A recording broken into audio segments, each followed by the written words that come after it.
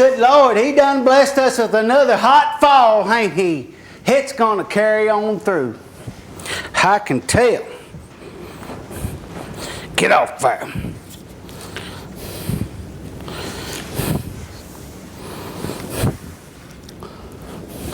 Step there.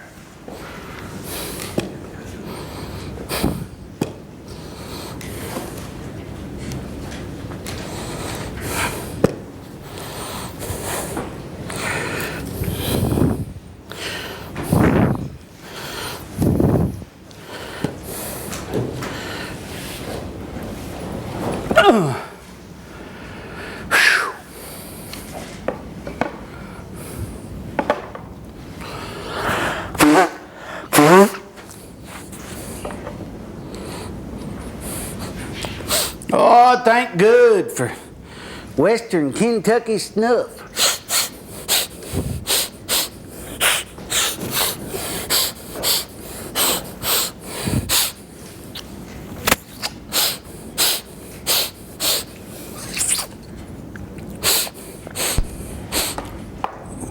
That's better.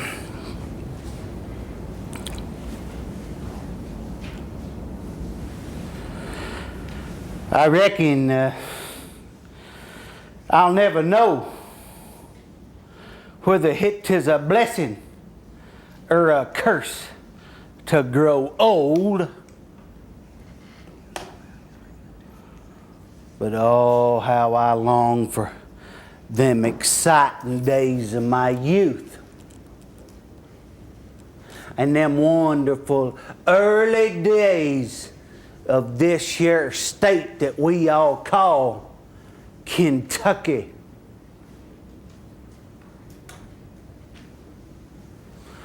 Oh, how I long for the smell of the deep woods before all the log barons come in here and cut it.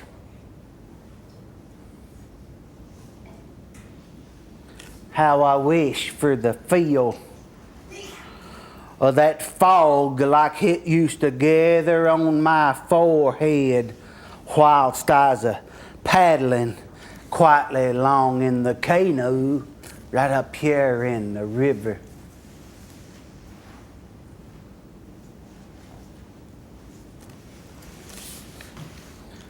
I reckon I even miss that feeling of panic after I couldn't run from old Virginia, knowing that I had killed Willie Leachman.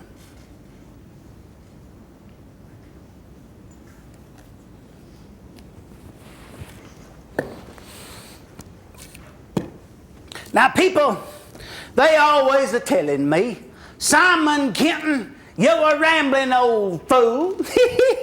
Yeah, I know now. I oftentimes talk in circles. They tell me that I'm losing my memory.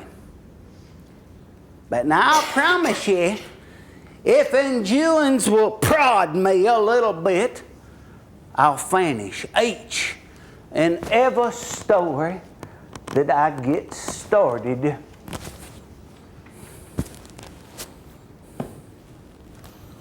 Now, I didn't care much for schooling as a lad. It seemed like all my old head would think about was a roaming the woods or a paddling the rivers in a canoe or a cutting bee trees or maybe even shooting them tree rats that we all call squirrels, such like that.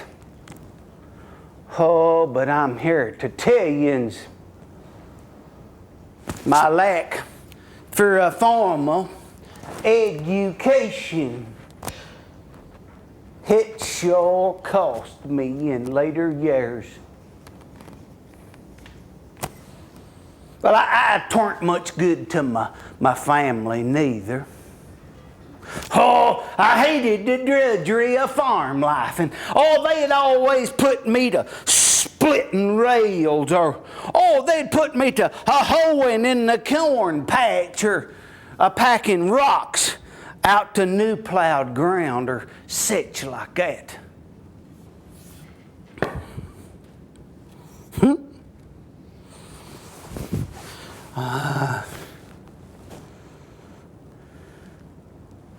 I gotta tell you, I reckon I was just about 15 when I fell in love with her. Ellen Cummings. Oh, what a beauty. Oh, what I thought. I'm here to tell you, she is the first thing in my life that brought about the same feelings as a mama bear running me through the bushes after I had been a-messing with her cubs. Oh, but I'm here to tell you, it didn't take long to figure out that woman was surely more dangerous than there is she-bear. And pain. Oh, and grief. It killed me. It killed me when she married him.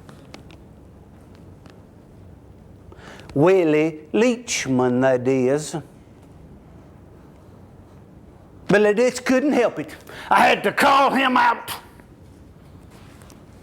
And call him out at their wedding, I did.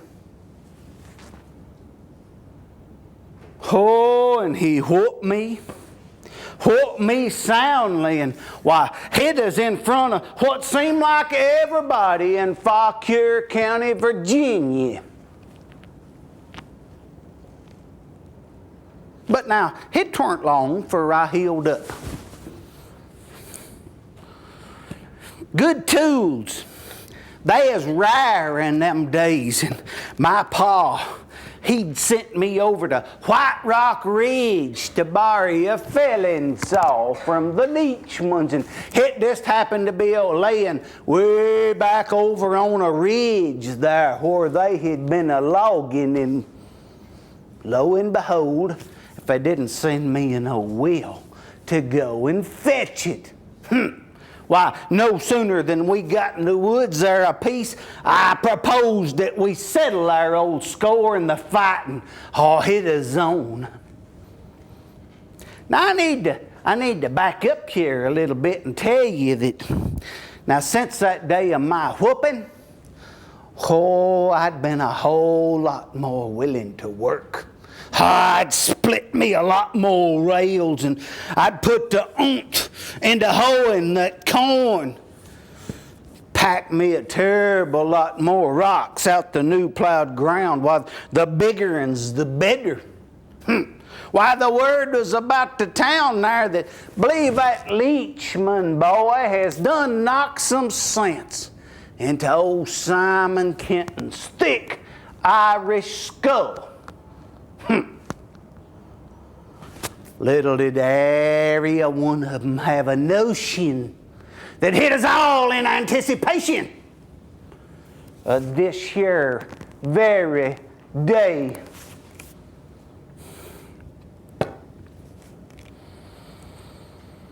Well, I sure had overrated my new pyre. And he proceeded to thrash me again. Hit us awful.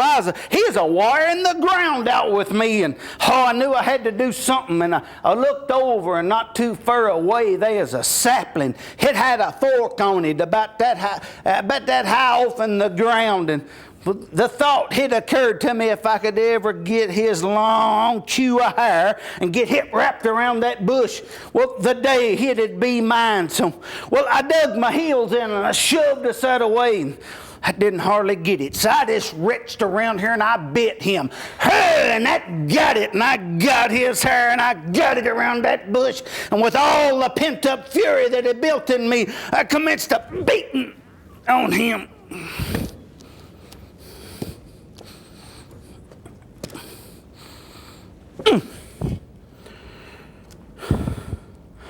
All human mercy and sanity, it had left me.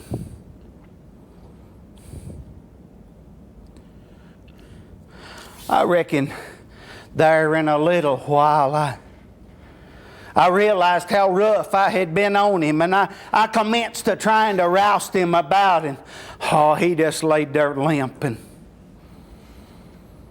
Oh, he turned to breathing when I left him, and oh, I knew I'd killed him. Oh, all I could think about was an old feller coming to our house there, and he used to say things to aggravate me, and he'd always say, "Young'un, anybody that's got as many moles on their neck as you do is surely gonna hang." And I was done a feeling that noose. Oh, it is a tightening around my neck.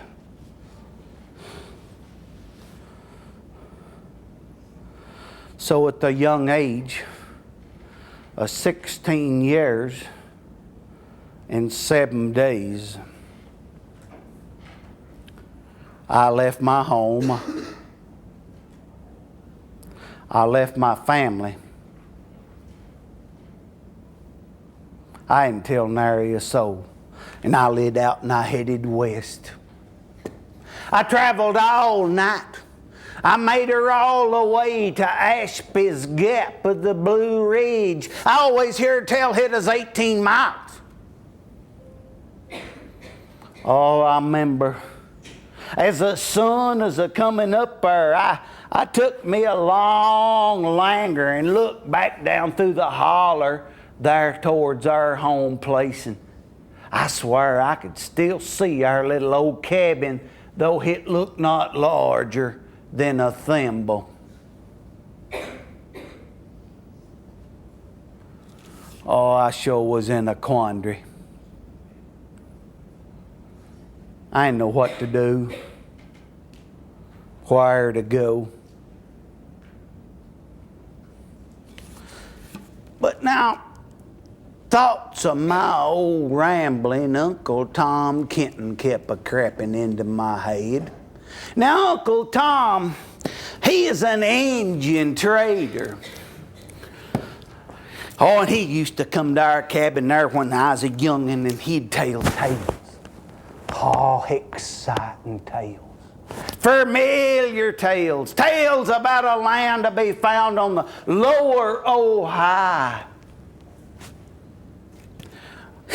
Now, Uncle Tom was a blow, and you had to take what he said with a grain of salt, you know, but he said it is a fertile land. He said there that the beans grew taller than the trees. He said that the grass that hit us so tall it'd tickle your belly when you walked through it. He said there's critters like you'd never seen before. Why, buffaloes, so many, they'd jar the earth enough to make the teeth shake in your mouth. Why, deers and elks by the thousands, big fat bars by the hundreds. He said the birds are so plentiful that when they flew over, they darkened the sky. Wolves and coons and beavers and minks and otters, you name it. Oh, he said the wildcats is bigger than a hound. Squirrels was thicker than mites on a hen. He said the turkeys was everywhere. Oh, and fish. He said he'd never seen such waters for fish. Big uns, head to tail in every creek. My Uncle Tom, he called it the middle ground, for it laid betwixt the Cumberland River and the Ohio. My plan was made. I was going to go there and bury my identity forever.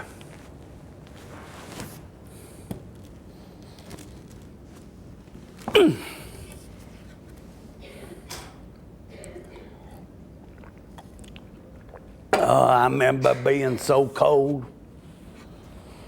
I didn't have nothing on much. No hat, no coat, and nary a shoe. Next day there, I had managed to make her fur enough away from home that I fell in with some flellers that was clearing new ground, and I did manage to beg one of them out of a hat. Nary one of them offered me nothing to eat. And I was just too feared to let them know how hungry I really was, lest I was to be held in suspicion of running from something. Oh, but the next day, I come up on a cabin there where a woman was a-baking hoe cakes. Oh, they smelt good. I'd smelt their scent a long way off, and I swear I followed that scent like a hound on a track right up to her door. She barred her door against me. Reckon I probably did look like a haint, but you know, I put on my bestest of charm. It weren't long before I managed to beg her out of a pound of her cornbread. Here's the first I did in 3 days. I ain't never been too proud of this, but it is 5 days into my plight. I stopped by a cabin there to beg something to eat, and why, just in conversation, I happened to learn the name of a distant neighbor about a day's journey on west. Presented myself there the next day under their very own last name. It caused so much excitement about the possibility of us being kinfolk. Not only did they feed me better than I did since I'd left home, they gave me a pair of used shoes and another shirt, a whole lot better than the old blood-stained one I had on. This time I gathered particulars about another family, about another day's journey on west, and again the next day presented myself there under their family name. I'm here to tell you, this here little plan, it worked wonderful. I claimed kin of most everybody in between Ashby's Gap and Warm Springs, Virginia. Night after night, I sat by friendly fires and I told stories about my family back east and speculated on my journey west. In just a little while, my young life, it sure had become high adventure.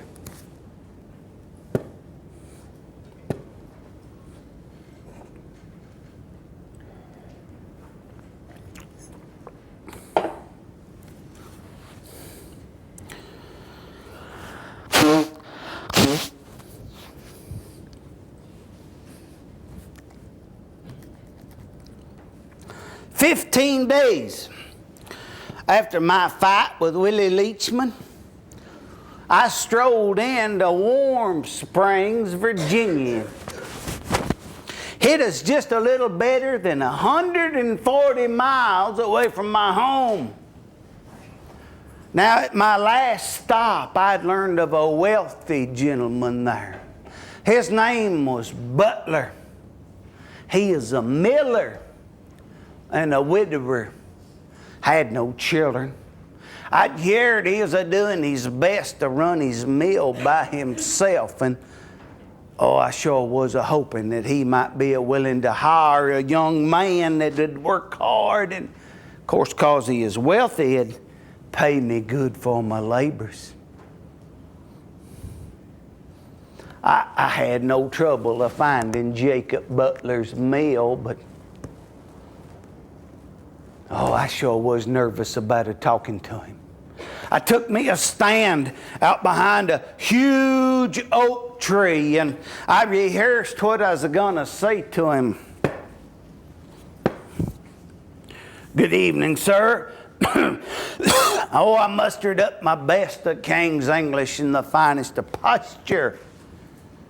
"Good evening, sir. My name is Simon Butler." Simon Butler.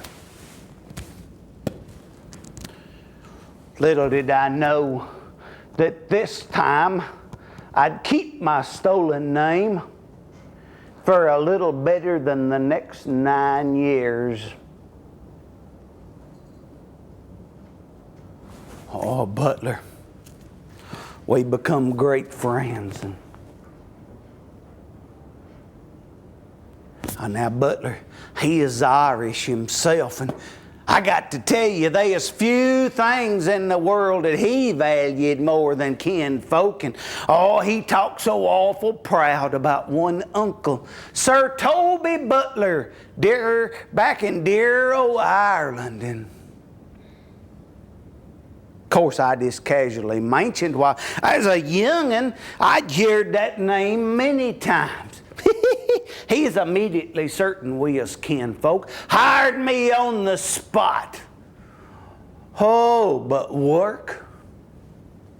Hain't never worked this hard. Hadn't before, and I hain't since. Why, he put me to packing huge poke sacks of corn and then meal after it had been ground there. And I was loading them wagons. Them big Conestoga ones they had wheels on them that high. And oh, I done a lot of long needed repairs to the mill dam that held the water back that powered the huge old water wheel that made this whole gum operate.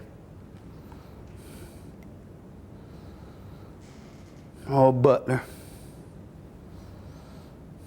it is a wrenching affair leaving him.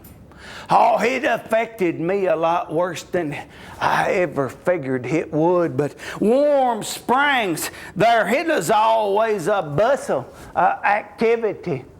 And I stayed scared to death. Somebody gonna come through there and see me for who I really was. And well, I couldn't believe it when he reached up above the door and he took down a fine flintlock rifle and he handed it to me. He said he wanted me to have it. Said that it had been given to him by an old friend from Lancaster, Virginia. Said he just hoped it'd help me make my way back to Warm Springs, safe and sound. Oh, it is a beautiful rifle. Had about a 4-foot barrel and a striped maple stock right out to its muzzle end, and had a silver star laid right down in the wood on its cheek piece, and on the fur side there had a pretty brass box with a daisy flower right on the end of it. And why, so taken with this here generous gift that I promptly named it Jacob, for a knowing that in the days to come this here rifle, it is gonna stand by me, help me, and protect me as the old miller had done himself.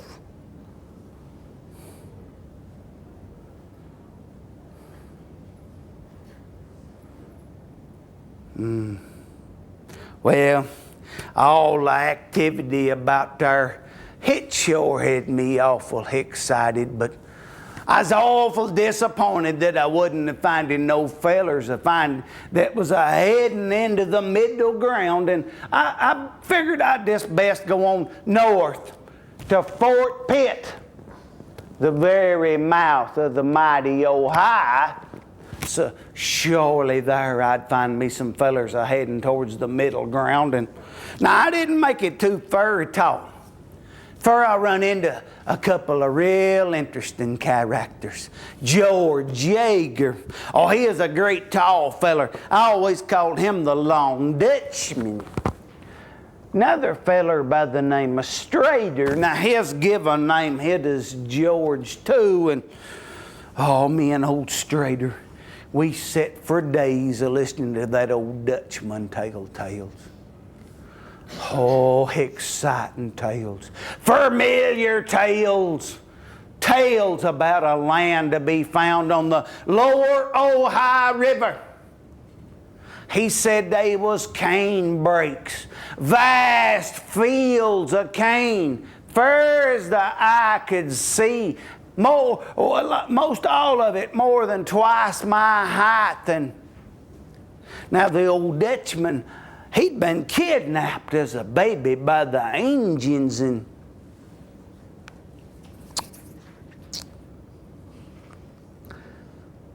he told us tales about him and the Indians. They'd set back in them there cane brakes out around salt licks where old boggy, salty water it'd bubble up out the ground, and the critters, the bufflers and the elks, they'd come there and they'd lick the salt out the ground. And he said that they was vast roads. Why, lots of them 40 feet wide and thigh deep, but had been plotted down by centuries of travel by these here beasts. And these here roads zigzagged all over this here promised land from one salt lick to another. The Dutchman called it Kentucky. Oh, I knew it had to be my Uncle Tom's middle ground.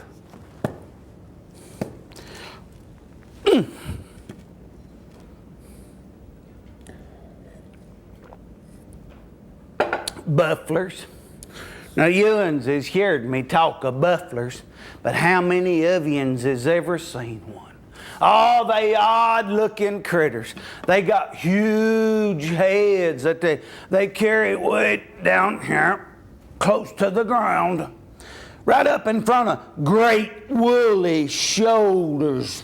And they got little black horns that jut out of either side of their head, right up above little beady black eyes that peer out at you from under great shaggy eyebrows. It is great sport to down one of these sure beasts. But now you had to be awful careful in a place and you shot in order to bring one of them to the ground. Oh, I remember the Bledsoe brothers. They was telling tales upon the t'other, and one said, "Brother shot him a buffler twixt the eyes." Ball fell off. Flattened it did. Never hurt the old buffler at all. He shook his old woolly head and he wandered on off. But now my brother, he fetched that there ball, chawed it back round, and used it again to kill him a deer. That just goes to show you how thick a skull them woolly boogers had.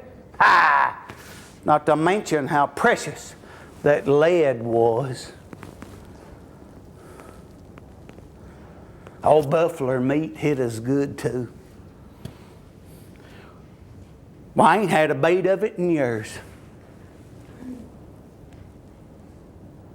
Come think of it, I ain't heard of a buffalo being in these here parts for years. But now I like the tongue the best. But now the steaks that we cut off and its hump and down on its shoulders, there's enough to make you risk your life to down one of them. But we'd jerk the rest of the meat.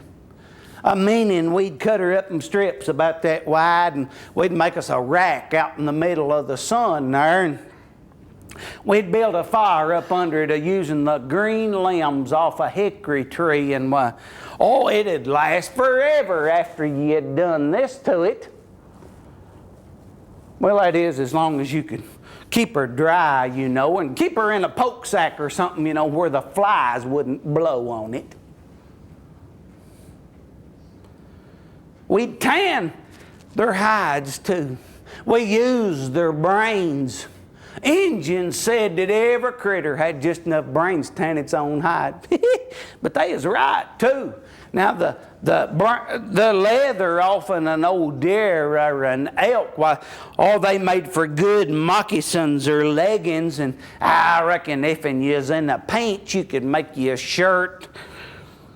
But now Mrs. Ann McGinty, She'd done talked her man into hauling the parts in here to make her a loom and a spinning wheel. And she'd figured out how she could take linen cloth and go this away, and wool and go this away. And she made her a cloth that she called it Lindsay Woolsey. Oh, now that's what I wanted my clothing made out of. I'm here as witness. They ain't nothing colder and clammier in the wintertime, or hotter and sweatier in the summertime than a leather clothing.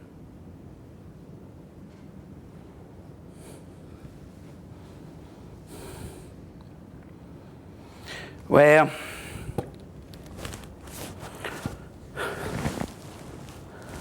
there's a day in my life I'll remember like it is yesterday, until they laid me into this cold ground. It was the 30th of May of 1780.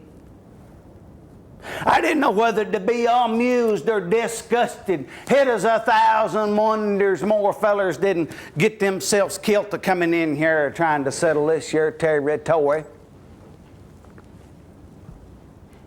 There's 8 of them. They'd beached their canoes right up above the 3 islands on the Ohio, right up above Louisville, Kentucky. Oh, it is obvious that they is new to this here territory. Why, the fire hit us way too big, and the wood they is a burning hit us way too green. One of my greatest pleasures in life has always been a leading folks across this here great state of Kentucky, wherever they wanted to go, and to try to teach them enough by the time I got them there to where they could at least keep their hair. Oh, these fellers, I'd seen their smoke for over a mile, and nary a one of them had a clue that anything was about them. I had to laugh right out loud at the awful start that it gave them when I hollered out, "Hello there!" and they all jumped. They told me they hail from Virginia. Said they was looking to settle in one of the new towns they'd heard about. Told them I'd take them wherever they wanted to go. Oh, but one of these fellers, he looked awful familiar. I finally caught him a wee bit detached off from the rest, and I sauntered over and I struck up conversation with him, and I told him, I said, "Hey feller, where are you from?" He said, "Fauquier County." Better than that, off of Bull Run Mountain, very place of my birth. Well, it was with only the greatest of inward calm that I mustered up the strength to quiz him there. And I said, "Hey, feller, I was through that very part of the countryside one time, and the whole ridge there, it is in an awful uproar about a young feller by the name of Kenton, a killing another by the name of Letcher," something like that. He went to laughing at me. He said I had her backwards. Said the name was Leachman, Willie Leachman. And it is he who killed Simon Kenton. Oh, it is as if I'd been kicked betwixt the eyes by a mule. He said that Leachman had been tried for murder, but they had to let him go because they couldn't find Kenton's body. This Kenton, I said, "You knew him?" "Knew him," he said. "He is my brother." Oh, I knew right then and there it had to be my baby brother John. And oh, I just couldn't talk long enough and fast enough. And why, the next morning there, why, we still a talking. There's the sun coming up and the slobbers is a coming out of either side of our mouth. And why, Hit us so good to find out that everybody at home was still alive and they're doing okay. And now, it was about 3 years before I made it, but I started right then and there planning me a trip back home. Why, I even brought them all back. Even old Willie Leachman, I gave him 40 acres of ground. Oh, but he is a pitiful soul. And Ellen, she died giving birth to their first child. And he'd spent the last 9 years of his life with everybody thinking he'd killed me. I ain't never forgive myself for it. Reckon I never will.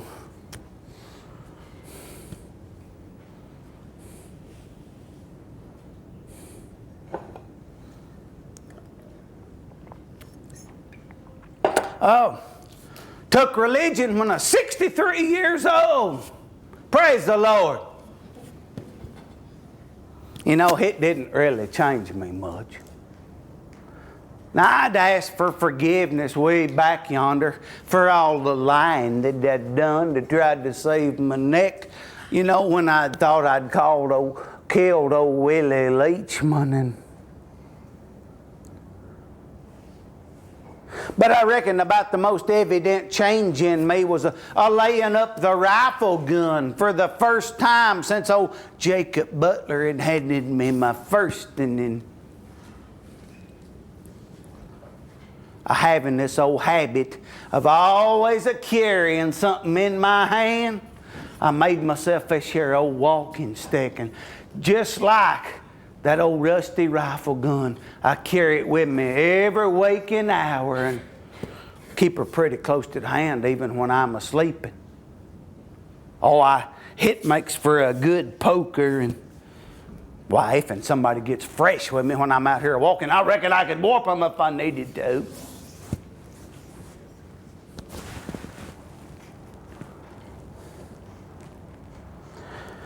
Oh, I reckon I'll tell you, most humiliating thing in my life was getting thrown in jail. Now, in them days, that is prior to 1778, all in the world a feller had to do to claim him a tract of ground was to blaze it with his tomahawk. You know, cut the bark on the trees out and around it, or live on it for a year, or prove you'd raised you a corn patch on it. And it don't take no imagination why the land speculators and the pioneers is coming down this river up here thicker than hair on a dog's back. It's said that in the early days of the court systems of Kentucky, that it is literally shangled with double and triple land claim cases. In such a case as this come up twixt me and Andrew McConnell. Had a station up here where Lexington's at now. Me and Betsy and the young'uns, we'd done moved across a river. Champaign County, Ohio territory. I done got fed up with the crooks a coming down the river, and boom, he'd been through. I know he sent that speculator to me because he ain't been gone over 10 days. Feller come through, just happened to have a tract of ground belonging to old Daniel Boone. Of course, I bought it. Me and Betsy and the young'uns going west, Missouri. McConnell caught wind of it, sent his lawyer to demand payment from me. Well, I wasn't about to pay him. This is where my education failed me. I didn't have enough sense to go to no courthouse and sign up for their property I'd claimed. And well, I wasn't about to pay no taxes. And anyway, they ordered me held and seized till judgment could be made. Now here's where it gets funny. Champaign County, now it had been largely settled by friends and relatives, and I didn't have no jailer. Reckon what? Oh, they set them up a polling real quick like there. Elected me. Simon Kenton, jailer. Ain't had no jail neither. But oh boy, they built them a big one in just a little while. Big 2-story structure. They had them a nice sawmill there. It had 4 rooms for jailing downstairs and a parlor and 5 rooms upstairs for living quarters. And about 8 or 9 weeks, me and Betsy and the young'uns, well, we'd moved right in.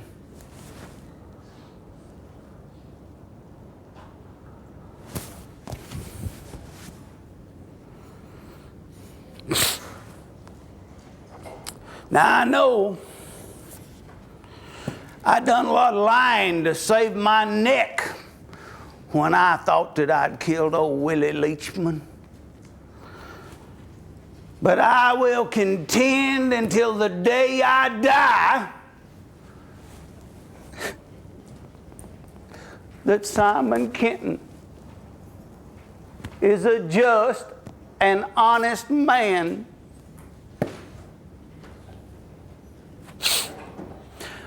Oh, and they weren't nothing. They weren't nothing gonna cause me to cross my bounds. Urbana there, it was the county seat, and it had something that they called town bounds, and if you could get somebody to sign your bond, you could roam at will as long as you didn't cross them bounds. Oh, and I weren't about to cross them. Oh, not even for the death of my little girl, Elizabeth. Oh, she is Pa's little girl. She is the only one of my young'uns I'd ever got any time with whilst they was growing up. And we never knew what killed her. It is just one of them childhood things. And we had her funeral downstairs there in the parlor, and I went with them right up to the edge of my bounds, but I wasn't about to cross them. Though everybody there urged me to.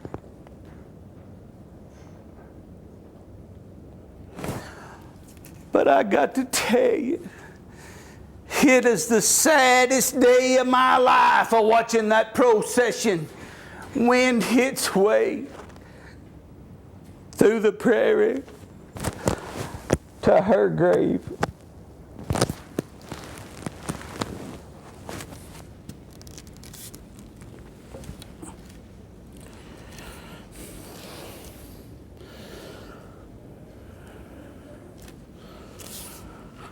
Oh, but the Lord giveth, and the Lord, He taketh away.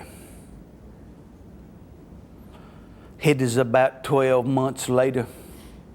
My Miss Betsy, she gave birth to us another little girl. And we too named her Elizabeth. Thus be the way of the Lord.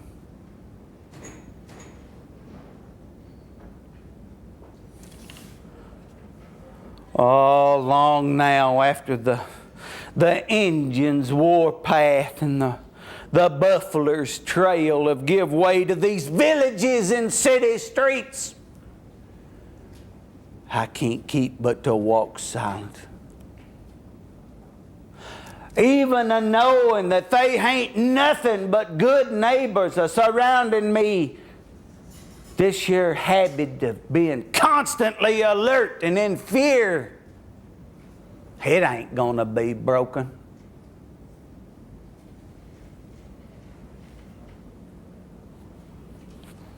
I reckon I'll never know whether it is a blessing or a curse to grow old. But oh, how I long for the exciting days of my youth.